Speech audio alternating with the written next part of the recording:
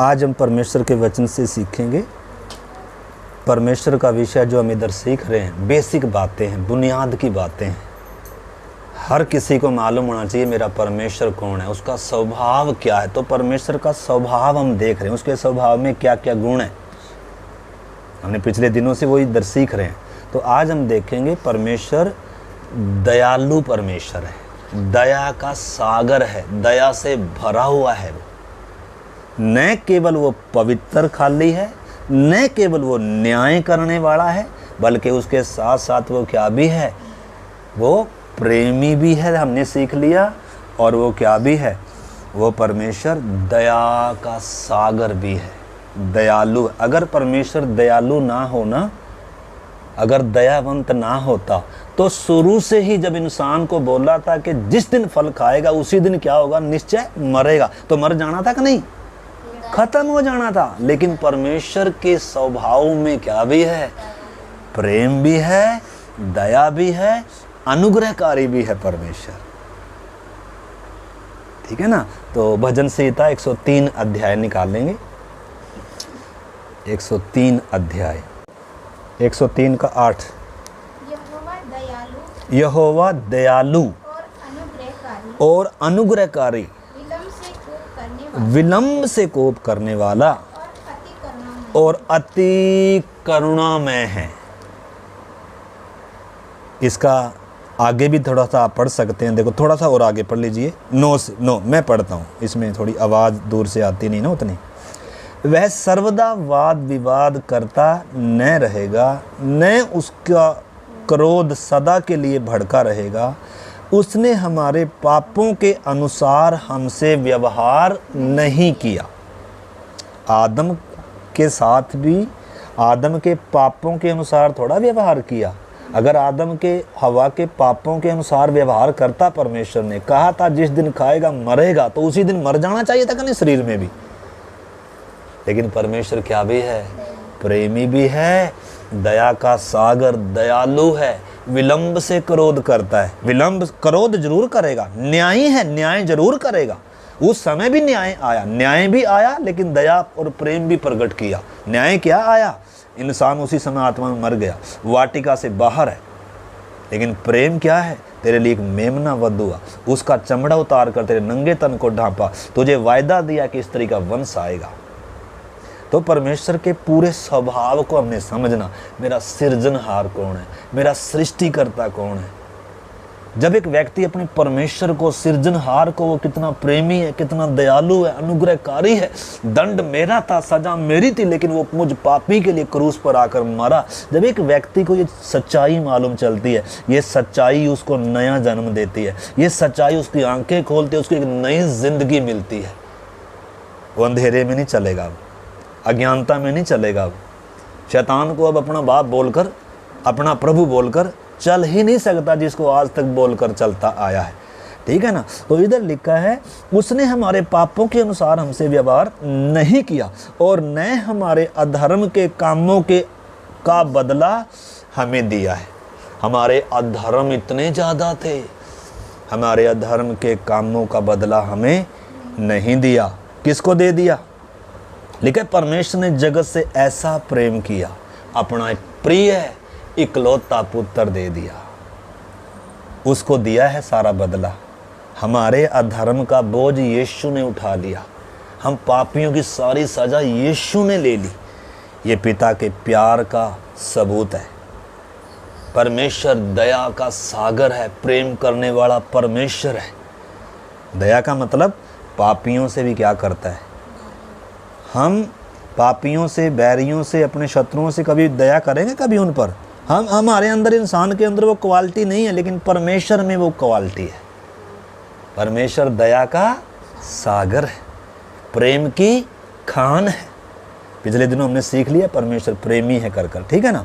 तो आगे लिखा है, जैसे आकाश पृथ्वी के ऊपर ऊंचा है, जैसे आकाश इस पृथ्वी के ऊपर ऊंचा है, और लिखा है वैसे ही उसकी करुणा उसके डरवैयों पर, जो उसका भय मानते हैं, उसकी करुणा भी इतनी प्रबल है। उसका प्यार सागर से गहरा है।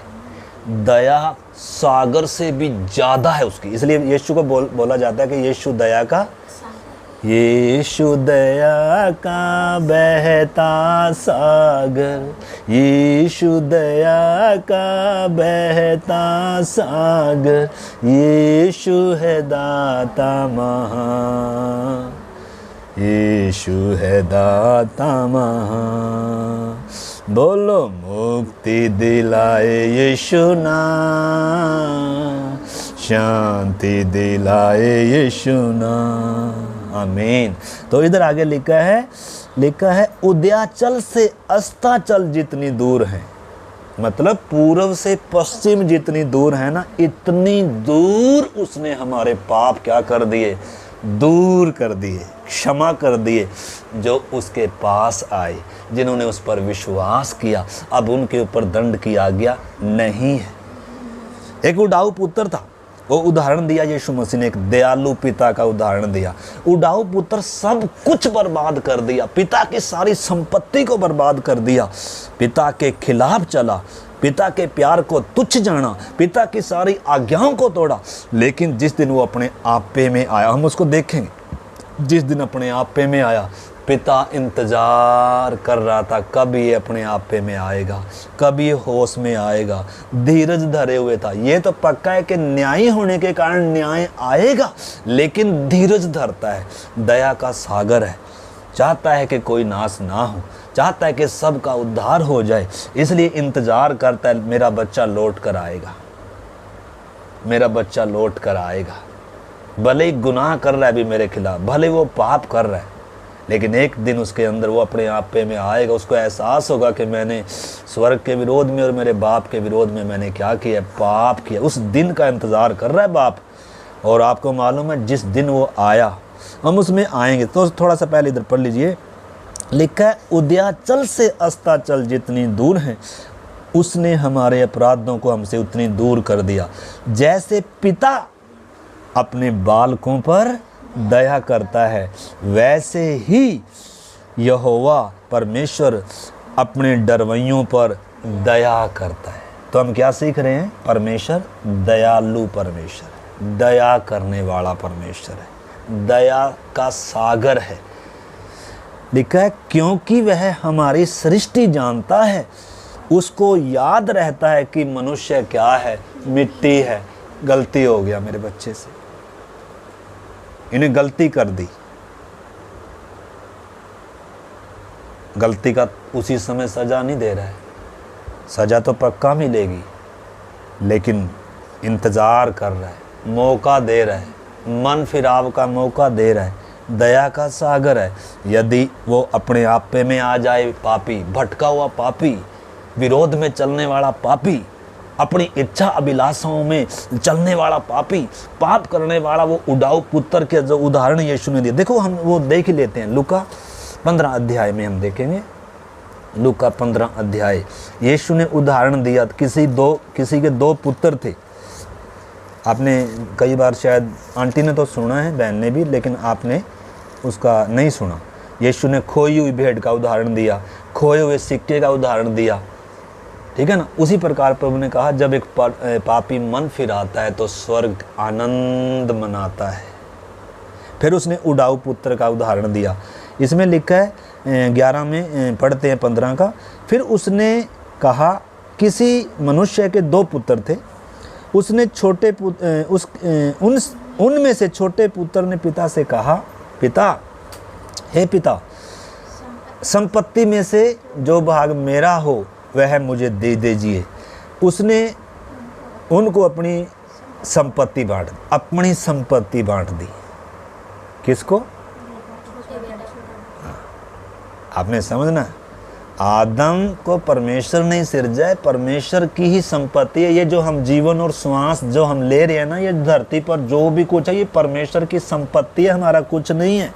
उसने दिया है। सूरज, चांद, तारे, फल, पेड़ पौधे, फ्रूट, अन्न, जो भी कुछ है, पानी, हर चीज़ उसकी संपत्ति है, उसने हमें दी है। ये श्वास भी उसकी संपत्ति है, हम उसके सिरजे हुए हैं। तो जैसे ये उडाऊ पुत्र क्या कह रहा है, अपनी संपत्ति बांट दो, तो मुझे दीजिए।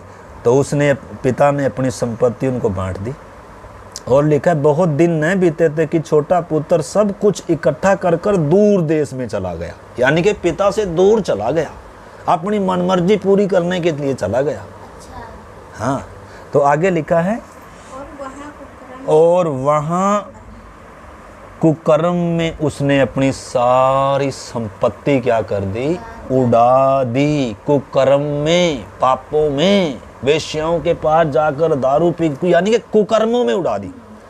और आगे लिखा है जब वह सब कुछ खर्च कर चुका, उड़ा चुका, तो उस देश में बड़ा अकाल पड़ा और वह कंगाल हो गया। इसीलिए वह उस देश के निवासियों में से एक के यहाँ जा पड़ा। उसने उसे अपने खेतों में सूअर चराने के लिए भेजा। जिस देश में गया था अपनी संपत्ति तो उसने लुटा दी, उड़ा दी, लेकिन जिस देश में गया था उधर अकाल पड़ गया। अब ये कंगाल है, इसके पास कुछ नहीं है, काम ढूंढता फिर रहा है। एक के पास गया, कह रहा मुझे काम पे रख ले। उसने कह रहा हाँ काम पे रख लूँगा। कह रहा सूरों को चराना पड़ेगा मेरे। कह रहा जी कुछ भी कर लूँ, मैं भूखा मर रहा हूँ, मेरे पास खाने के पहनने के लिए कुछ भी मैं करने के लिए तैयार हूँ, बस मुझे तो क्या कर लो, काम दे दो। आज इंसान ऐसे तो कर रहा, शैतान को सब कुछ मानने के लिए तैयार है। और शैतान क्या कर रहा है, काम क्या दे रहा है और खाना क्या दे रहा है, सूरों का खाना दे रहा है। जीवन की रोटी उसके पास नहीं है, गुलाम बनाकर रखा है और सूरों का खाना खिला रहा है। और हम क्या सोच रहे हैं, हम बहुत आराधना कर रहे, भक्ति कर रहे, ओ संत जी बने हुए हैं, आज इसका व्रत, आज इसका वो, आज इसका वो। हम सोच रहे हैं हम कितने धर्मी, कितनी भक्ति कर रहे हैं। अरे सूरों का खाना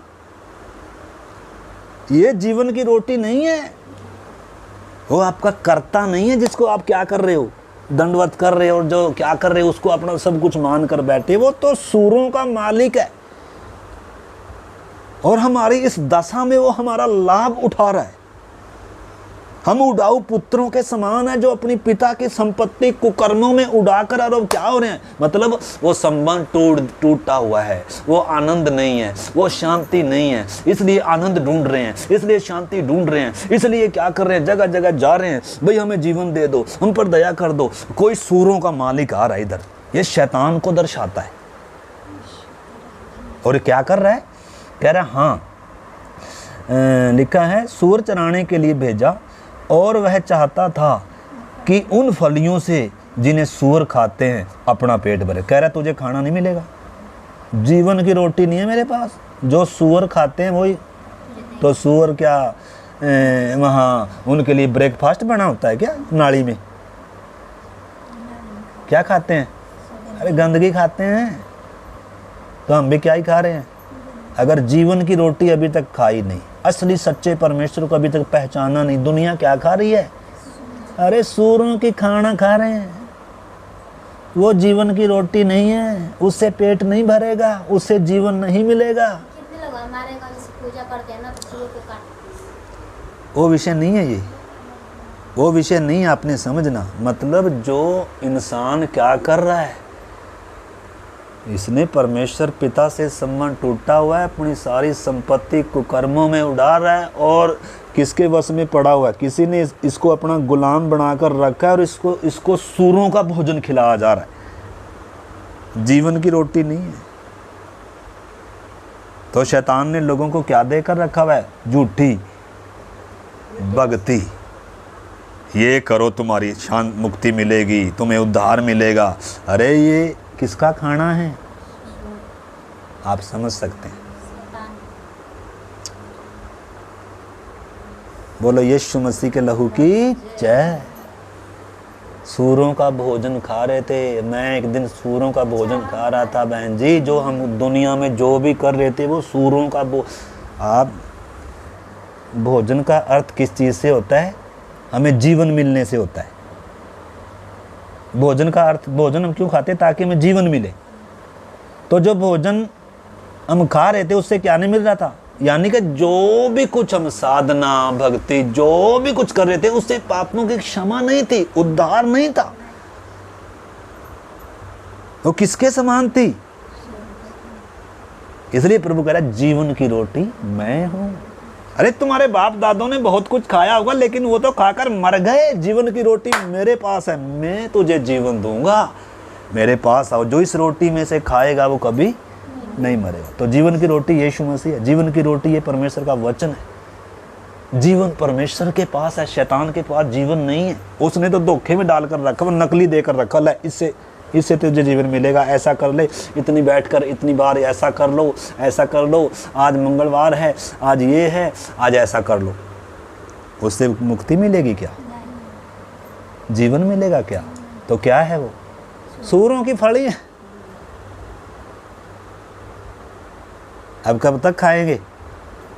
जब तक अपने आपे में, जब तक एक उड़ाऊ पुत्र अपने आपे में नहीं आता है,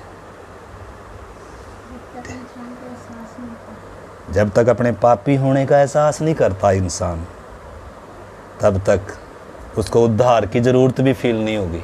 वो जब तक लौट कर भी नहीं आएगा। जब इंसान को पता चलेगा ना मैं मर रहा हूँ, तब वो बचने के लिए फड़फड़ाता है। जब उसकी आँख खुलेगी ना, ओ तेरा भलो, जब उसको अल्ट्रासाउंड करके उसकी हाथ में मिल जाएगा ना, और उसे पता चलेगा, ओ तेरा भलो, मुझे तो कोरोना से बड़ा क्या है, वायरस है, तो क्या करेगा वो? क्या करेगा बताओ? मर जाएगा नहीं, या तो मर ही जाएगा, या फिर क्या करेगा? बचने के लिए प्रयास करेगा। अपनी सारी संपत्ति भी चाहे मेरी चली जाओ, मेरा जान बच जाए। अगर एक इंसान शरीर की बीमारी के लिए इतना कुछ कर सकता है, और जब ये आईना, ये असली ज्योति जब आपके असली पाप को जब इंसान के दर्शाती है, दिखाती है कि इंसान तू पापी है, तुझे महान रोग लगा हुआ है, और तेरे रोग का इलाज सिर्फ यीशु के पास है, तब वो व्यक्ति क्या करेगा? है? अगर हमें थोड़ा सी बीमारी हो जाती है, डॉक्टर के पास भागे जाते हैं, तो जब अंदर का महारोग मालूम चलेगा, अपने पापों का एहसास होगा, तो उड़ाऊ पुत्र के समान भागे आएंगे कि नहीं? कहाँ? पिता के पास। तो इधर देखो, इधर लिखा है, और वह चाहता था कि उन सूरों से जिन्हें सूअर खाते हैं, उन फलियों से जिन्हें सूअर खाते हैं, अपना पेट भरे, और उसे कोई कुछ नहीं देता था। जी, कोई कुछ नहीं दे रहा दुनिया को। नाम दुनिया इतनों का ले रही है, इतनों का उपासना भजन स्वर, दुनिया का कूड़ा कबाड़ तो मिल जाएगा, आपकी मनोकामना तो पूरी हो जाएगी, लेकिन आत्मा का भोजन, पापों की क्षमा, अनंत जीवन नहीं है। और इधर लिखा है, जब वह अपने आपे में आया, तब कहने लगा, मेरे पिता के कितने ही मजदूरों को भोजन से अधिक रोटी मिलती है, और मैं यहाँ भूखा मर रहा हूँ। अपने आपे में आ गया। आज क्या करेगा? फांसी लेकर थोड़ा मरेगा यहूदा के समान। क्या करेगा? दौड़ेगा, आंखों में आंसू होंगे हो, और ये आशा, ये विश्वास भी इसके अंदर आ गया, मेरा पिता दयालु है, मुझे क्षमा करेगा। मेरा पिता कठोर नहीं है, इस शैतान के समान नहीं है जो मुझे सूरों का खाना खिला रहा है। मेरा बाप दयालु बाप है, सिरजनहार है, मैंने उसके प्यार को चखा है। जब इंसान को ये मालूम चलता है परमेश्वर ने इंसान से कितना प्यार किया था, अपने स्वरूप में, अपनी समानता में बनाया था, लेकिन मैंने पाप किया, आदम ने पाप किया, और शैतान ने कैसे बहकाकर परमेश्वर के खिलाफ, मेरे पिता के खिलाफ मुझे किया था। जिस दिन उसको ये एहसास आता है, उस दिन उसके उद्धार का दिन होता है। इसलिए प्रभु कहता है, आज तेरे माफ़ी का दिन है, मेल मिलाप का दिन है। तो इधर आप देखें, लिखा, जब वो अपने आपे में आया और कहने लगा, मेरे पिता के कितने ही मज़दूरों को भोजन से अधिक रोटी मिलती है, और मैं यहाँ भूखा मर रहा हूँ। मैं अब उठकर अपने पिता के पास जाऊँगा और उससे कहूँगा कि पिताजी, मैंने स्वर्ग के विरोध में और तेरी दृष्टि में पाप किया है, अब इस योग्य नहीं रहा कि तेरा पुत्र कहलाऊं। मुझे अपने एक मजदूर के समान, मतलब इस योग्य नहीं हूं। देखो कैसे आ रहा है ये, एक पापी व्यक्ति कैसे आ रहा है प्रभु के पास। क्यों? क्योंकि परमेश्वर के खिलाफ ही तो जन्म से आज तक पाप करता आया हूँ, उसके खिलाफ ही तो मेरे आज तक सारी बोल बाणी चाल चलन व्यवहार थे, उसी के प्यार को तो आज तक मैंने ठुकराया है, उसी को तो मैंने क्रूस पर क्या किया है।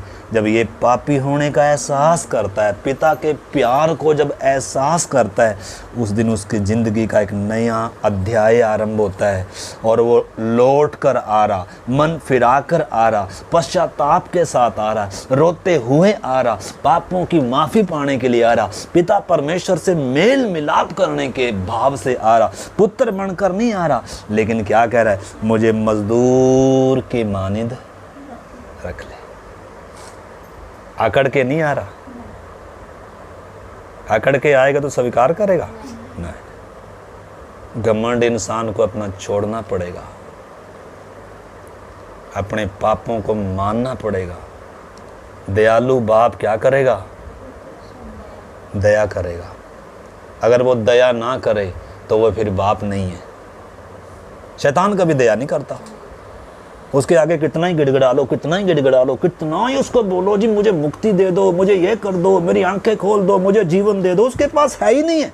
वो क्रूर है, वो शैतान है, हत्यारा है, वो कातिल है, वो झूठा है, वो सिर्फ हत्या ही करना जानता है, वो सिर्फ हत्या ही कर सकता है, वो जीवन नहीं दे सकता, वो मेल मिलाप नहीं कर सकता, वो शांति और आनंद उसके पास है नहीं है। यीशु ने कहा वो जन्म ही से, वो शुरू से ही हत्यारा है, उसमें अनंत जीवन नहीं है।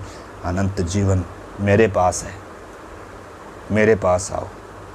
तो इधर लिखा है रोते हुए पश्चाताप के साथ जब आ रहा है और नौकर या मजदूर बनने के मन से जब आ रहा है, लिखा तब वह उठकर अपने पिता के पास चला।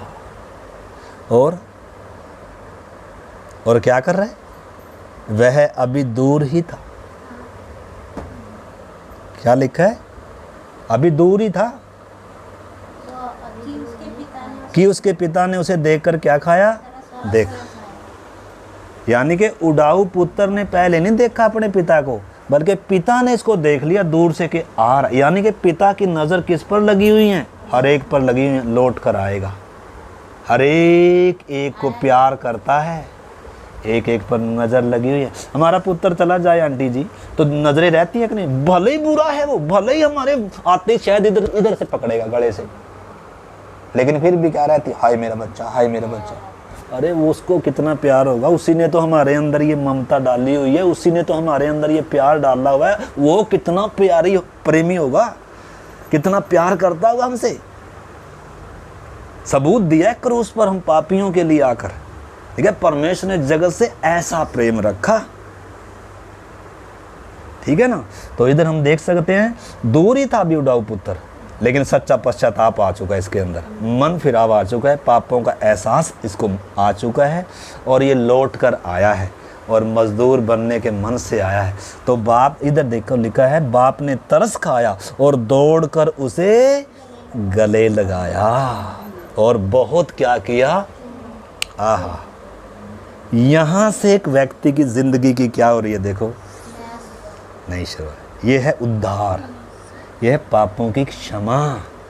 इस हालात में एक एक ने आना है। यीशु ने एक पापी का उदाहरण भी दिया और दयालु पिता का दृष्टांत या उदाहरण भी दिया। पापी ने क्या किया है और पिता क्या कर रहा है? पिता दौड़कर गले लगाकर चूम रहा है।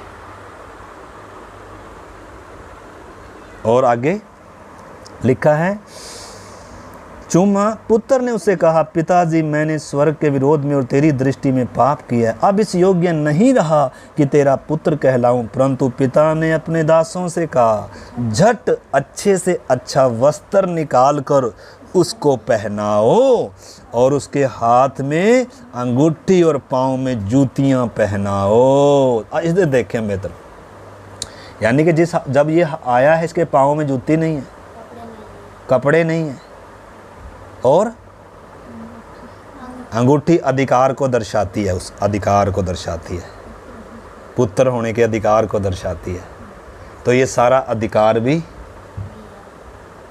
मतलब इसके पास कुछ नहीं, कंगाल है ये, लूट लिया शैतान ने पूरा, इसको पूरा चूस लिया किसी ने काम करा करा कर, अपनी भक्ति करा कर कर पूरा चूसा हुआ ये।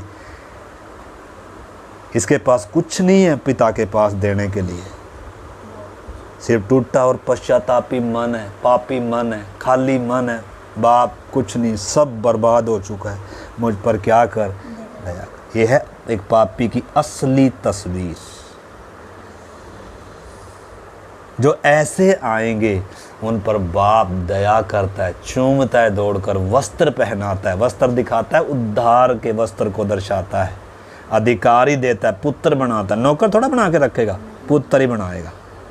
लेकिन जितनों ने उसे ग्रहण किया उसने उन्हें पिता की संतान होने का क्या दिया, हक दिया, और उन्हें उद्धार का क्या पहनाया, वस्त्र, और पापों को क्या किया, क्षमा और मेल मिलाप कर दिया। तो इधर हम देख सकते हैं मेरे प्यारे, लिखा है आगे लिखा है और उसके लिए अच्छे से भोजन बनाओ, और लिखा है ताकि हम खाएं और आनंद मनाएं, क्योंकि मेरा पुत्र मर गया था अब जी उठा है। ये है नया जन्म, यानी कि मरा हुआ था एक इंसान पाप में, लेकिन अब इसको पापों का एहसास आ गया, अब मन फिराव, पश्चाताप, अब नया जन्म। लिखा है ये खो गया था मिल गया है, भटका हुआ था ना, और लिखा है मर गया था अब जी गया है, और वो क्या करने लगे, आनंद मना। इसका 7 वचन में लिखा है, मैं तुमसे कहता हूँ कि इसी रीति से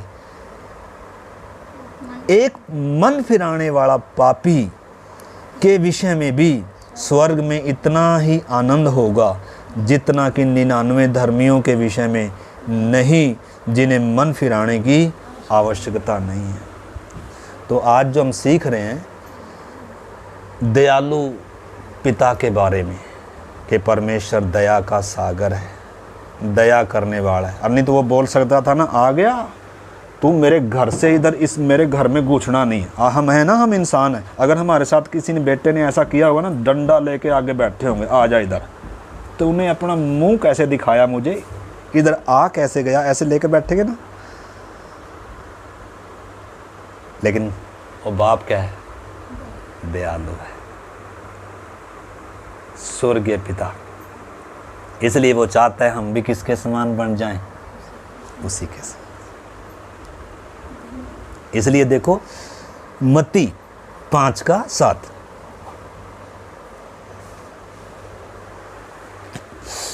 मत्ती 5:7, बस खत्म करेंगे जल्दी।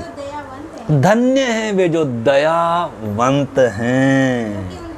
तो परमेश्वर की दृष्टि में धन्य कौन है, जो दयावंत है। कैसे दयावंत, जैसे बाप दयावंत है,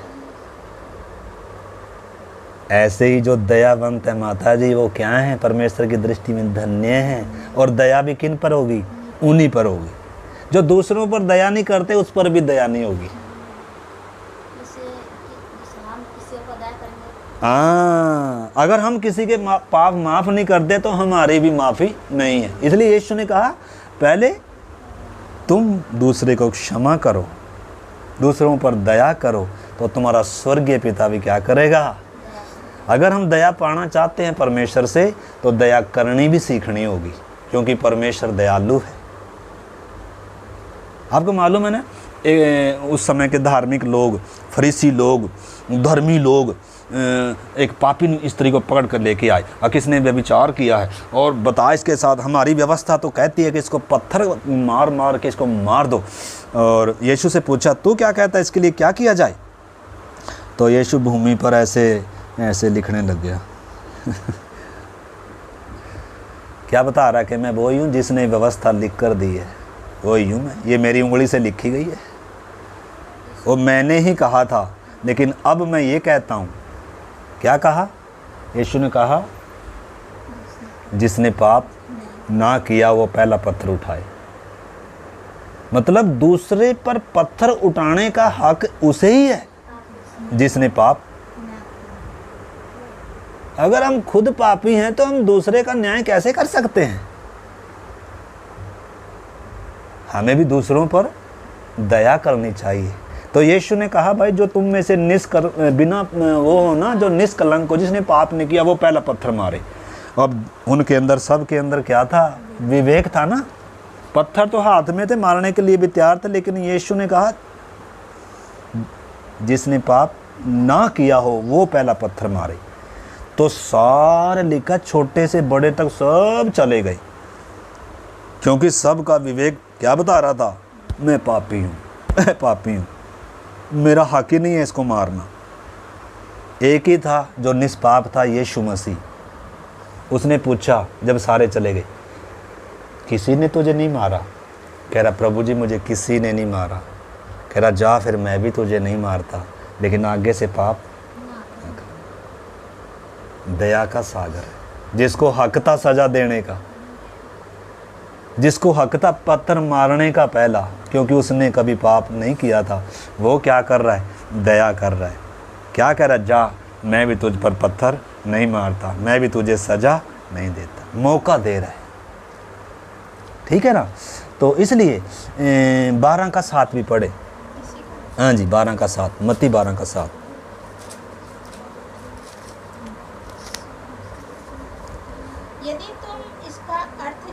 यदि तुम इसका अर्थ जानते,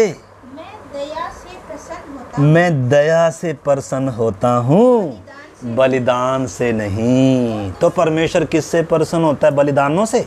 अगर हम परमेश्वर के सामने बलिदान लेकर आ रहे, भेंट लेकर आ रहे, आराधना, स्तुति, भजन गा रहे, उसका कीर्तन कर रहे, उसकी सेवा कर रहे, लेकिन अगर क्या नहीं हो हमारे अंदर? दया ना हो।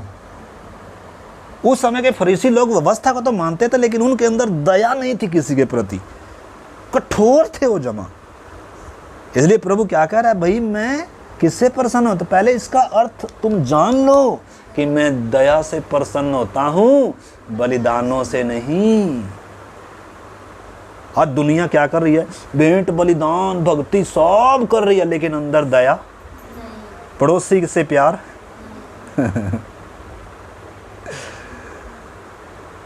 लेकिन प्रभु ने क्या कहा? क्या कहा? इधर लिखा है मैं दया से प्रसन्न होता हूं, बलिदान से नहीं। तुम निर्दोष को दोषी, अगर तुम इसका भेद जानते कि मैं दया से प्रसन्न होता हूं, बलिदान से नहीं, तो तुम निर्दोष को कभी दोषी न ठहराते। मतलब हम पापियों ने यीशु को, जो निर्दोष था, उसको क्या ठहराया? दोषी ठहराया। ठीक है ना? तो याकूब 2 का 13 पढ़ी बहन जी, याकूब की पत्री 2 का 13, जल्दी खत्म करेंगे। याकूब 2 का 13।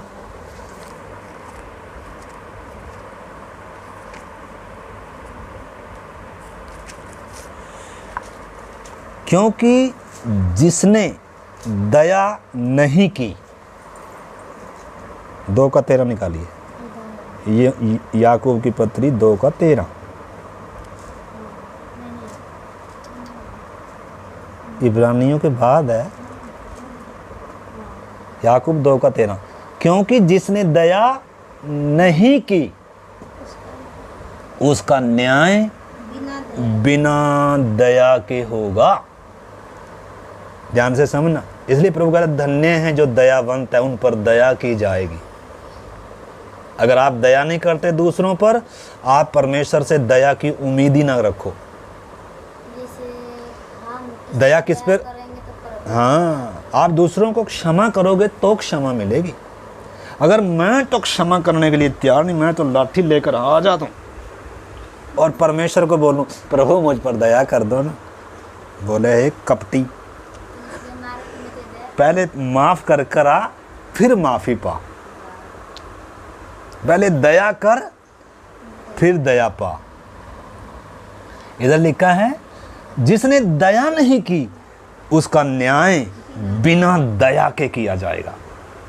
एक निर्दयी सेवक का दृष्टांत भी यीशु ने बताया, उसमें हम जाएंगे नहीं अभी। उसका बहुत क्षमा कर दिया गया था, उसके पास चुकाने के लिए कुछ नहीं था। एक कर्जदार था, उसका लाखों का माफ ऐसे ही कर दिया जब वो गिड़गिड़ा कर उसने प्रार्थना करी। लेकिन अब इसका किसी ने 2 रुपए देने थे, 5 रुपए या 10 रुपए देने थे, इसने लाखों माफी पा ली, कर्ज माफ हो गया इसका। लेकिन किसी ने इसका 10 रुपये या 5 रुपये देना था और वो आया कह रहा मेरे पास चुकाने के नहीं है और मुझ पर क्या कर दया कर, और ये कह रहा अच्छा, इसको गले से पकड़ कर जेल में इसने बंद कर दिया। कह रहा मेरा सारा इधर पैसा चुका, मैं तुझे माफ़ नहीं करूँगा। तो ये बात किसको पता चल गई? जिसने इसका इतना माफ़ किया था। और जब उसको पता चला ना कि मैंने तो उसको इतने लाखों माफ़ कर दिया, लेकिन इसने 2 रुपये भी क्या नहीं किए किसी के माफ़, तो कह रहे उसको पकड़ कर लेकर आओ और उसको जेल में डाल दो, और जब तक ये पाई पाई भर नहीं देगा, अब इसके पास चुकाने के लिए है ही नहीं कुछ, कंगाल है, जब तक पाई पाई भर नहीं देगा इधर ही रखो इसको जेल खाने में। इस करके हम पापियों के पास उद्धार पाने के लिए, अपना कर्ज चुकाने के लिए कुछ नहीं है। परमेश्वर की दया से ही उद्धार है, उसके अनुग्रह का दान है। इसलिए अगर ये दान मिलना है, ये क्षमा मिलनी है, तो हमें दूसरों के प्रति भी दयालु होना होगा, हमें भी दयावंत होना होगा। हम सीखेंगे उसमें। तो अगर हम दया चाहते हैं तो हमें भी दया करनी होगी। तो अभी जल्दी से आप निकाल लीजिए लूका 6 अध्याय और 27 से पढ़ेंगे, बस अभी ख़त्म करेंगे माता जी। हाँ। परंतु मैं तुम सुनने वालों से कहता हूँ अपने शत्रुओं से प्रेम रखो। हाँ, देखना जी, इधर देखो, परंतु मैं तुम सुनने वालों से कहता हूँ अपने शत्रुओं से प्रेम रखो, जो तुमसे बैर करे उनका भला करो। कर पाएंगे? जब प्रभु परमेश्वर को सच्चा प्रार्थना कोई जानेगा तो करेगा। हाँ, जब उसका प्यार चख लिया ना, तो आप देखो, जब तक हम उससे चखते नहीं है ना, तब तक तो देखो हम कुछ कर नहीं पाए। हम तो ऐसे हैं, स्वभाव से पापी हैं, और हम तो ईंट का बदला पत्थर से लेने वाले हैं। एक गाल पर मारेगा तो कोई, तो हम तो पलट कर एक गाली देगा तो 2 देने वाले हैं हम, हैं कि नहीं माता? हैं कि नहीं? हमारे स्वभाव में पाप कूट कूट कर भरा हुआ है, बिगड़ा हुआ स्वभाव है हमारे अंदर। माफी का, दया का तो हमारे अंदर स्वभाव है ही नहीं है। ये तो यीशु में है, ये तो परमेश्वर में है। वो दयालु है, उसने दया कर कर दिखाया, उसने क्षमा कर कर दिखाया, क्रूस तक आज्ञाकारी रहा और कहा बाप इन्हें क्षमा कर। मारने वालों के लिए प्रार्थना कर रहा है, थूकने वालों के लिए प्रार्थना कर रहा है, कोड़े मारने वालों के लिए, किले ठोकने वालों के लिए कह रहा है, बाप इनको क्षमा कर, ये जानते नहीं है। हाँ, ऐसे ही प्रभु चाहता है, हम भी उस पिता चाहता है कि मेरे बच्चों के अंदर मेरे जैसा स्वभाव आए। यह है पिता की योजना माता जी, इसलिए सताने वालों को रखा है ताकि हम भी दया करना सीखें। इसलिए तो ऐसा माहौल दुनिया में रखा है ताकि हम भी, कोई शत्रु होना चाहिए कि नहीं होना चाहिए? तभी तो पता चलेगा हम प्रार्थना करते हैं उनके लिए कि नहीं, उनसे प्यार कर पाते हैं कि नहीं। अगर नहीं कर पाते, मान लो कोई भी शत्रु नहीं, कोई सताने वाला नहीं है, तो फिर तो हम क्या हैं, संत बनकर फिर रहे। लेकिन जैसे ही कोई आएगा उसी समय हमारा असली रूप अब पता चलेगा हम क्या हैं। इसलिए प्रभु का धन्यवाद हो, सताने वालों को भी रखा है, दुश्मनों को भी रखा है, मारने वालों को भी रखा है, ताकि हमारी असली तस्वीर हमें क्या हो जाए। परमेश्वर को तो मालूम है, परंतु हमें मालूम नहीं है। हमें मालूम कब होगा? जब कोई गाली देगा, फिर अंदर से क्या निकलेगा।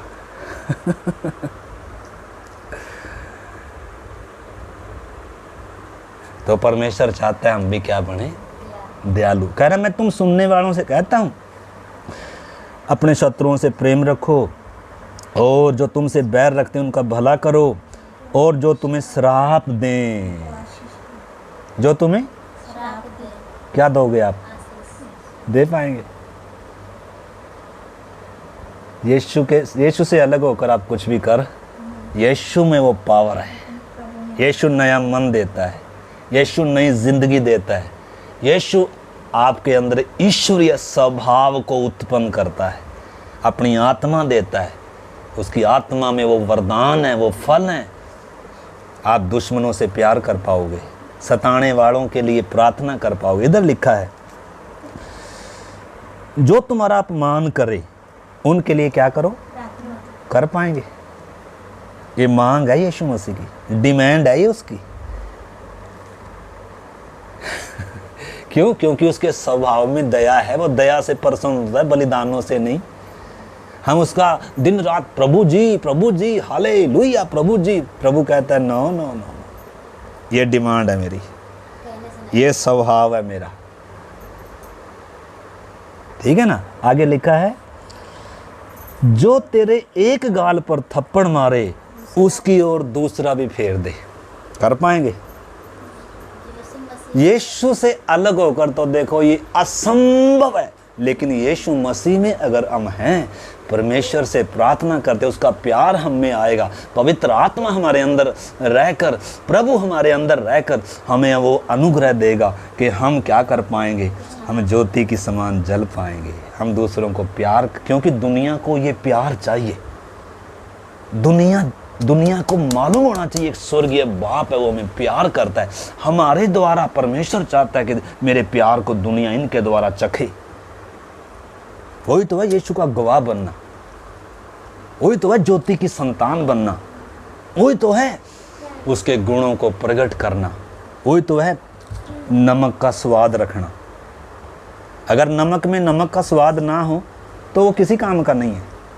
प्रभु ने हमें नमक कहा, तुम जगत का नमक हो, तुम पृथ्वी की जगत की ज्योति हो, तुम पृथ्वी का नमक हो। अगर नमक का स्वाद बिगड़ जाए तो नमक ही एक ऐसी चीज है जो दूसरों में स्वाद देता है। नमक के अंदर और किसी से स्वाद बनाया नहीं जाता। अगर नमक का ही स्वाद अगर खोया जाए तो ये पाँव में रोंदने के अलावा और किसी काम का नहीं है। तो हमें अपने में नमक का स्वाद रखना है, या मसीह का स्वभाव हमने अपने अंदर रखना है, या जैसे हमारा स्वर्गीय पिता दयावंत है, हमें भी दूसरों पर दया करनी है, प्रेम करना है, शत्रुओं से बैर करने वालों के लिए उनका भला करना है, और शाप देने वालों को आशीष देनी, और जो हमारा अपमान करते हैं उनके लिए हम प्रार्थना करनी। ये प्रभु की आज्ञा है। और लिखा है कोई अगर इधर मारे तो उसकी तरफ दूसरा फेर दे, और यदि तेरी दोहर छीन ले, या ये दोहर का मतलब है ये इधर वो डालते थे, लुंगी डालते थे, दोहर अगर छीन ले तो कुर्ता भी दे दे। अगर मान लो कोई जबरदस्ती इसको छीन रहा है तो उसको बोलो भाई ये केले का क्या करेगा, ये भी ले जा। कर पाएंगे? मसीह से अलग होकर कुछ, ये मसीह का स्वभाव है, ये बाप का स्वभाव है। उस बाप का हमारे अंदर, अगर हमारा बाप कौन है भाई, जो हमारा बाप होगा ना उसी का स्वभाव आएगा। आपने समझना, हम जिसकी औलाद है ना उसी का क्या दिखेगा हमारे अंदर। अगर हम स्वर्गीय पिता की संतान है, नया जन्म पाया, पापों की क्षमा पाई, स्वर्गीय जीवन पाया, क्षमा पाई, तो हमारे अंदर भी उसका स्वभाव ऑटोमेटिकली आएगा। जब हम उसके वचन से अगर जन्मे हैं, पिता से अगर हम जन्मे हैं, दूसरा जन्म, नया जन्म अगर हमने पाया है, तो हमारे अंदर वो स्वभाव आना है। अभी हम खत्म करेंगे, थोड़ा सा और पढ़ लीजिए। दोहर भी छीन ले तो उसको कुर्ता भी दे दो, न रोको, लेने से भी न रोको। जो कोई तुझसे मांगे उसे दे, और जो तेरी वस्तु छीन ले उससे न मांग। जैसा तुम चाहते हो कि लोग तुम्हारे साथ करें, तुम भी उनके साथ वैसा ही करो। आप चाहते हैं ना लोग आपसे भला करें, तो आप भी भला करो ना। चाहते हैं ना हमारे घर के लोग हमारे साथ प्यार करें, भला करें, तो पहल कौन करो? हमने करनी है। हम उनसे भलाई करें, उनको क्षमा करें, उन्हें प्यार करें, मसीह का स्वभाव दिखाएं। अगर हम चाहते हैं कि वो हमसे प्यार करें, तो आप भी उनसे प्यार करें। अगर आप चाहते हैं परमेश्वर हम पर दया करे, तो आप भी दूसरों पर क्या करें? दया करें। यही प्रभु का वचन है, यही उसकी क्या है? शिक्षा है। और आगे लिखा है यदि तुम अपने प्रेम रखने वालों के साथ प्रेम रखो तो तुम्हारी क्या बड़ाई, क्योंकि पापी भी अपने प्रेम रखने वालों के साथ प्रेम रखते हैं। यदि तुम अपने भलाई करने वालों ही के साथ भलाई करते हो तो तुम्हारी क्या बड़ाई, क्योंकि भी पापी भी ऐसा करते हैं। यदि तुम उन्हें उधार दो जिनसे फिर पाने की आशा रखते हो तो तुम्हारी क्या बड़ाई, क्योंकि पापी पापियों के साथ उधार देते कि उतना ही फिर पाएं। वरन अपने शत्रुओं से प्रेम रखो और भलाई करो और फिर पाने की आशा न रखकर उधार दो, और तुम्हारे लिए बड़ा उसका बड़ा इनाम रखा हुआ है आपके लिए। अगर आप ऐसा कर पाओगे ना, आपके लिए स्वर्ग में इनाम है, प्रतिफल है। आप उधर जोड़ रहे हो, आप अपना धन किधर जोड़ रहे हो, यानी कि धरती पर मनुष्यों से ऐसा व्यवहार करके आप स्वर्ग में धन जोड़ रहे हो। माता जी समझ लो, किसी दूसरे पर दया करेंगे तो ऊपर प्रतिफल मिलेगा ना, मतलब उधर आपके लिए इनाम रखा हुआ है, उधर जुड़ रहा है आपका धन दौलत संपत्ति, उधर मिलने वाला है आपका। जब अगर आप ऐसा व्यवहार कर पा रहे हो दुनिया के साथ, मसीह के स्वभाव को प्रकट कर पा रहे हो, पिता के प्यार को प्रकट कर पा रहे, मारने सताने वालों को, तो आपका प्रतिफल उधर है। पाई पाई का हिसाब, जो नहीं कर पा रहे उनका भी पाई पाई का हिसाब लिया जाएगा। उनको लिखा है जिन्होंने दया नहीं करी उनका न्याय बिना दया के होगा, और जिन्होंने दया करी है उनके लिए प्रतिफल है, इनाम है ना। आगे वरन अपने शत्रुओं से प्रेम रखो हाँ, और भलाई करो। बार बार उसी बात को क्यों दोहरा रहे, आगे पढ़ना। लिखा है तुम्हारे लिए बड़ा फल होगा और तुम परम प्रधान की संतान ठहरोगे। किसकी संतान, कब ठहरेंगे पिता की संतान आंटी? ऐसा करेंगे तभी हम बाप की संतान ठहरेंगे, नहीं तो किसकी संतान ठहरेंगे? उसी का स्वभाव दिख, अब हमारे स्वभाव से दिखना है ये पिता परमेश्वर का पुत्र है, उसकी संतान है या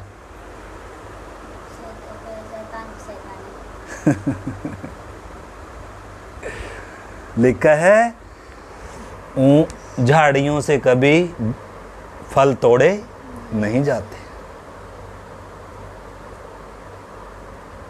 सच्ची दाखलता मैं हूँ, तुम मेरी डालियाँ हो, तो दाखलता को फल लगता है भाई। हमें प्रभु ने लता में जोड़ा है, इसलिए जोड़ा ताकि लोग हमसे मीठे फल की उम्मीद रखते हैं, ठीक है ना। तो तभी हम पिता परमेश्वर की संतान है। और आगे क्या लिखा आखिरी में?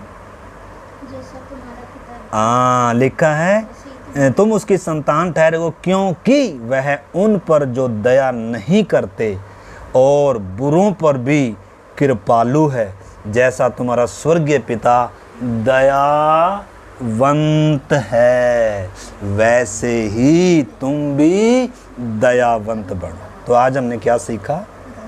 परमेश्वर दयावंत है, दया का सागर है, दया करने वाला है। अगर उसको दया ना करता आज पृथ्वी नहीं होती, आज कोई भी धरती पर नहीं होता, हम भी आज जिंदा नहीं होते, उसकी दया से जिंदा हैं। उसने दया करके मुझे पाप से छुड़ा दिया। जिनको जो अभी भी पाप में है उनके ऊपर भी दया है, सारे जगत पर उसकी दया है। आज भी सूरज निकल रहा है। आखिरी वचन पढ़कर तो इधर हमने क्या देखा? जैसा तुम्हारा स्वर्गीय पिता, हमारा पिता क्या आंटी? दयालु, दयावंत। हमें भी क्या बनना है? तभी हम पिता की क्या हैं? संतान है। ये पिता की इच्छा है, योजना। आखिरी वचन और पढ़कर फिर प्रार्थना जल्दी से मत्ती में आ जाएं, मत्ती 5:43।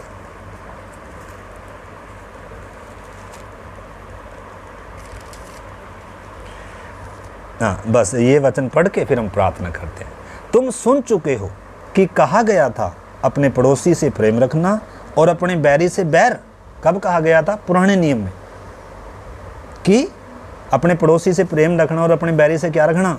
बैर रखना। परंतु मैं तुमसे कहता हूँ कि अपने बैरियों से तो प्रेम रखो और अपने सताने वालों के लिए प्रार्थना करो, जिससे तुम अपने स्वर्गीय पिता की संतान ठहरोगे। कब हम पिता की संतान ठहरेंगे? जब ये कर पाएंगे, जैसा प्रभु बता रहा है। और लिखा, क्योंकि वह भले और बुरे दोनों पर अपना सूर्य उदय करता है। वो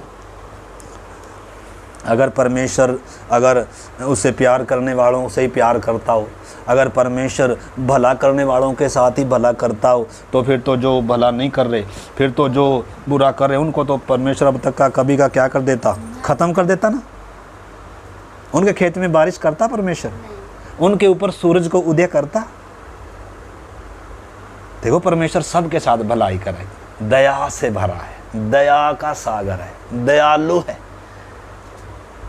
सबके साथ भला है। लेकिन हम किन के साथ भले हैं? जो हमारे साथ भले हैं।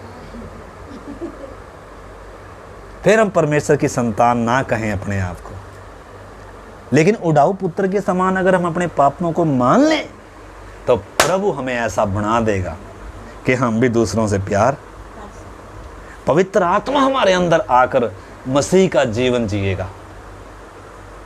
ठीक है ना? तो हम आत्मा में आगे बढ़ते हुए ये काम कर, इसी को बोलते हैं उद्धार के काम को पूरा करना, मसीह की डील डोल तक आना। परमेश्वर चाहता है परमेश्वर के स्वरूप, समानता और स्वभाव में बढ़ते जाएं। मिट्टी को इसलिए उसने हाथ में लिया था कि इंसान मेरे बराबर बन जाए, मेरे स्वरूप में, मेरी समानता में मेरे जैसा बन जाए। ये है परमेश्वर की योजना। ठीक है ना? आगे इसमें लिखा है, जिससे तुम अपने स्वर्गीय पिता की संतान ठहरोगे, क्योंकि वह भले और बुरे दोनों पर अपने सूर्य को उदय करता है और धर्मी और अधर्मी दोनों पर मेघ बरसाता है। क्योंकि यदि तुम अपने प्रेम रखने वालों ही के साथ प्रेम रखो, तो तुम्हारे लिए क्या फल होगा? क्या महसूल लेने वाले और चुंगी लेने वाले भी ऐसा नहीं करते हैं? परंतु यदि तुम केवल अपने भाइयों ही को नमस्कार करो, तो कौन सा बड़ा काम करते हो भाई? क्या अन्य जाति भी ऐसा नहीं करते? इसीलिए चाहिए कि जैसा तुम्हारा पिता सिद्ध है, तुम भी क्या बनो? सिद्ध बनो। जैसा तुम्हारा स्वर्गीय पिता दयावंत है, तुम भी दयालु बनो। जैसा तुम्हारा स्वर्गीय पिता पवित्र है, तुम भी पवित्र बनो। जैसा तुम्हारा स्वर्गीय पिता प्रेमी है, ऐसे ही तुम भी क्या बनो? तो हम सीख रहे हैं परमेश्वर का स्वभाव ऐसा है, और हमें भी ऐसा बनाना परमेश्वर की तमन्ना है, योजना है, और ये हमारी बुलाहट है। हम ऐसे हैं नहीं हैं, बिगड़े हुए हैं, पापी हैं, परंतु प्रभु हमें न केवल पापों से छुड़ाता है, धोता है, शुद्ध करता है, बल्कि हमारे अंदर एक स्वर्गीय स्वभाव उत्पन्न करता है।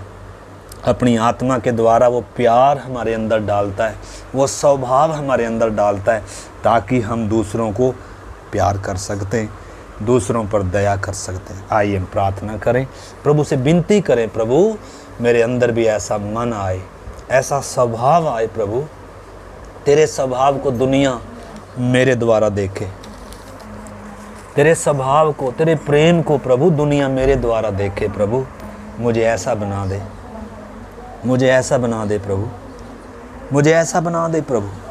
Hallelujah, hallelujah, hallelujah, hallelujah.